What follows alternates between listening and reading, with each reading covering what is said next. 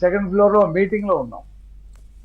Video conference Chandrababu Naidu గారితో జరుగుతుంది, ప్రతి బుధవారం జరిగేదన్నమాట. ఉమ్, అంతలో పట్టాభి గారికి ఫోన్ వచ్చింది. పోలీసుల్లో ఎవరో ఫోన్ చేసి ఒక 15-20 నిమిషాల్లో పార్టీ ఆఫీస్ మీదకి వస్తున్నారు, మీ ఇంటి మీద దాడి చేస్తున్నారు, మీ ఇంటి మీద దాడి చేస్తున్నారు, మీ పాప, మీ భార్య, మీ మదర్ వాళ్ళందరూ కూడా చాలా భయభ్రాంతులై ఉన్నారు, అది అని చెప్పేసి ఫోన్ వచ్చింది. వెంటనే చంద్రబాబు నాయుడు గారికి వీడియో కాన్ఫరెన్స్ లో ఆ విషయం చెప్పి కాన్ఫరెన్స్ ఆపేశాము. ఆ 15-20 నిమిషాల్లో మేము ఏం చేసామంటే కింద ఉన్న వాళ్ళందరినీ కూడా ఫస్ట్ ఫ్లోర్, సెకండ్ ఫ్లోర్లోకి తీసుకొచ్చేసి లాక్ చేసేసాం. ఆ లాక్ అంత ఈజీగా ఎంతమంది కొట్టినా సరే ఆ తలుపులు కూడవు అనమాట. వాళ్ళు వచ్చారు, మేము ఆ కిటికీలో నుంచి షూట్ చేస్తా ఉన్నాం, వాళ్ళు గేటు పగలగొట్టుకొని వచ్చారు, కింద ఉన్నటువంటి వాళ్ళంతా మొత్తం ధ్వంసం చేస్తా ఉన్నారు. ఆ విషయం తెలియక బద్రి అని ఒక కెమెరామెన్ ఆ మీడియా రూమ్ లో ఉంటే అతన్ని తలపైన సుత్తితో కొడితే అక్కడికక్కడే అతను పడిపోయాడు. ఇంకో అతను కూడా మా నాలెడ్జ్ సెంటర్లో ఇన్ఛార్జ్ అయినటువంటి అనిల్ గారిని కూడా కొట్టారు. ఆయన అప్పుడే ఎందుకు బయటికి వెళ్ళి వస్తా ఉన్నారు. ఇలాగా ఇక బయట కార్లు, బూర రామాంజనేయులు గారి కారు, ఇప్పుడు ఎమ్మెల్యే ఆయన, మాజీ ఐఏఎస్ ఆఫీసర్, ఆయన కారు మొత్తం ధ్వంసం చేశారు. ఉమ్, నా కారు కూడా కొంచెం దూరంలో ఉండింది, ప్లేస్ లేక అక్కడ పెట్టాను.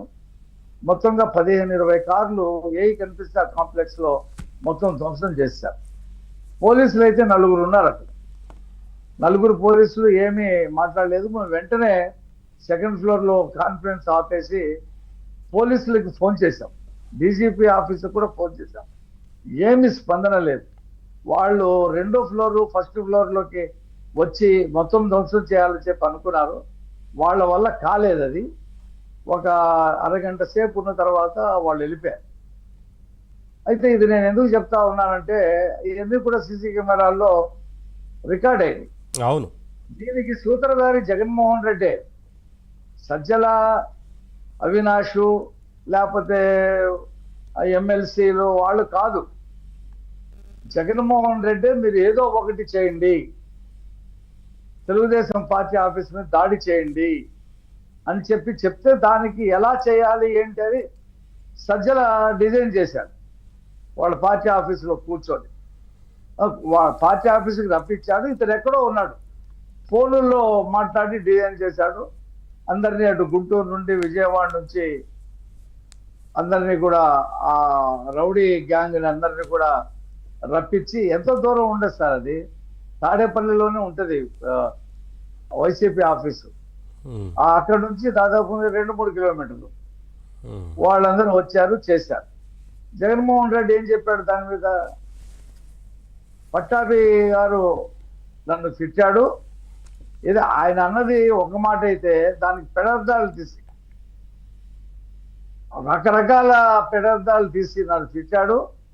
మా కార్యకర్తలకి బీపీ వచ్చింది ఉమ్, కాబట్టి వెళ్ళి చేశారు అని చెప్పేసి మాట్లాడాడు. ఎక్కడైనా ఒక ముఖ్యమంత్రి మాట్లాడవలసిన తీరేనా అది? ఉమ్, నేను కనుక్కుంటాను, నేను చూస్తాను, చేయించింది ఆయనైనా జనరల్ గా ఎవరు చెప్తారంటే నా నోటీస్కి వచ్చింది, దాని మీద చర్యలు తీసుకుంటామని చెప్తారు ఎవరైనా, ఉమ్, చేయించిన వాళ్ళైనా సరే. ఉమ్, కాదు, మా కార్యకర్తలకే బీపీ వచ్చింది, వాళ్ళు వెళ్ళి చేశారు, ఇందులో తప్పేముంది అన్నాడు. కాబట్టి నేనేమి చెప్తున్నానంటే సిట్ పరిధిలో జగన్మోహన్ రెడ్డిని కూడా మీ కార్యకర్తలకు బీపీ వచ్చిందనేది మీకు ఎలా తెలిసింది, మీరు ఎలాగ దాన్ని సమర్థించి మాట్లాడారు అని చెప్పి విచారణ చెయ్యాలని అంటున్నా నేను. ఎందుకంటే జగన్మోహన్ రెడ్డి ఆదేశాలు లేకుండా, జగన్మోహన్ రెడ్డికి తెలియకుండా సజ్జల ఈ సాహసం చేయడం. ఎందుకంటే భారతదేశ చరిత్రలో ఒక పార్టీ మీద, ఆ కార్యాలయం మీద ఇంకొక పార్టీ వచ్చి దాడి చేసినటువంటి సంఘటనలు ఎక్కడా లేవు. అది జగన్మోహన్ రెడ్డి హయాంలోనే తెలుగుదేశం కేంద్ర కార్యాలయంలో ఈ దాడి జరిగింది. ఆ తర్వాత దీన్ని పురస్కరించుకునే రాష్ట్ర వ్యాప్తంగా అనేక జిల్లాల్లో మా పార్టీ కార్యాలయాలపై దాడి చేశారు. అది మీరు గన్నవరంలో దాడి సంఘటనలు మీరు చూస్తా ఉన్నారు. కేసు కూడా నడుస్తా ఉంది. అంటే ఒక అరాచక శక్తి, ఒక ఫ్రాక్షనిస్టు ముఖ్యమంత్రి అయితే ఏం జరుగుతుందో 5 సంవత్సరాల్లో మనం చూసాం. అదే అతను చేశాడు. అతను ఏమనుకున్నాడంటే ఫ్రాక్షన్ లో పనిచేసేటువంటి కార్యకర్తలు ఉంటారు కదా, కొడవళ్ళు, గొడ్డళ్ళు, కత్తులు తీసుకొని ఉంటారు. వాళ్ళ కుటుంబాలకి నెలకింతని వేసేస్తా ఉంటారు. వాళ్ళకి డబ్బులు ఇస్తా ఉంటారు. వీళ్ళు ఇంటి దగ్గర లుంగీలు కట్టుకొని ఆ కొడవళ్ళు పట్టుకొని వీళ్ళ ఇంటి దగ్గర కూర్చొని ఉంటారు. రమ్మంటే అప్పట్లో సుమోలు ఉండే అనమాట. సుమోలకి వెళ్ళిపోవటమే. ఆ దాడుల్లో చచ్చిపోతే వాళ్ళ కుటుంబానికి ఓ 10 లక్షలు ఇవ్వటం, అలా చేసేటువంటి సంస్కృతి అతనిది. కాబట్టి ఇతను ముఖ్యమంత్రి అయితే మనం ప్రజలకి ఏమి చేయవలసిన అవసరంలా, రోడ్లు ఇవ్వాల్సిన అవసరంలా, కంపెనీలు తేవాల్సిన అవసరంలా, ఫ్యాక్టరీలు తేవాల్సిన అవసరంలా, ఉద్యోగాలు ఇవ్వాల్సిన అవసరంలా, ఏమి అభివృద్ధి చేయకపోయినా డబ్బులు ఇస్తే చాలు మనకి ఓట్లు వేస్తారనేటువంటి ఒక ఏక సిద్ధాంతాన్ని ఫ్రాక్షనిస్టుగా ఆలోచించి అతను కూడా 2,70,000 తెచ్చినప్పుడు 8 నుంచి 10 లక్షల దాకా ఉన్నాయి. మరి అవన్నీ ఏం చేశాడో లెక్క అయితే ఇంతవరకు తెలియట్లా. ఆర్థిక శాఖ కూడా తల పట్టుకుంటా ఉంది. కాబట్టి ఒక ఫ్రాక్షనిస్టు ముఖ్యమంత్రి అయితే ఏం జరుగుతుందో అది చేశాడు. ఇవాళ అతను ఓడిపోయిన తర్వాత కూడా అయ్యే మాటలు మాట్లాడుతూ ఉన్నాడు. మళ్ళీ సినిమా చూపిస్తా, సరే ఆయన ఇలా అలా ఉండదు, అలా ఉండదు. సరే సినిమా నువ్వు మళ్ళీ జైలుకి అనేటువంటి సినిమా ఆటోమేటిక్ గా వస్తుంది. ఎందుకంటే అందరూ ఒక్కొక్కళ్ళుగా జైలుకి వెళ్తా ఉన్నారు. ఇవాళ సజ్జల రామకృష్ణారెడ్డి మాట్లాడుతున్నాడు వ్యవస్థలు అన్నింటినీ దుర్వినియోగం చేస్తారని. నువ్వు 56 ఎకరాలు అటవీ భూములు ఆక్రమించుకొని నువ్వు గెస్ట్ హౌస్లు కట్టుకున్నావు. సిగ్గు లేదా సజ్జల నువ్వు ఇంకా మాట్లాడటానికి?